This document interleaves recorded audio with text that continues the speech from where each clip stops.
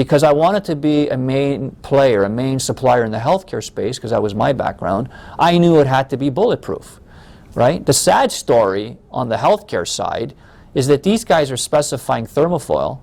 They pick the material that's right, which is a special healthcare grade, the right color, but they don't spec the process. They don't spec the panel maker.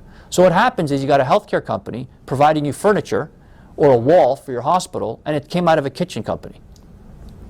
So they're putting kitchen product in a hospital, thinking that it's a life safety environment with infection control risks, and you think you're putting in a healthcare grade product. You're not, because I know how the industry works. They're sourcing product from companies that are thinking like kitchen industry level quality. It's not the same. So we needed a bulletproof product. I had it independently lab tested. You go on our website, you can see it under the quality page. We tested it with, competitor products, and what I expected happened. The competitor products, unfortunately, they delaminated under the stress test we gave it. Ours didn't, and that's how it should be, right? We don't have to do what we're doing, but we took it to a higher standard.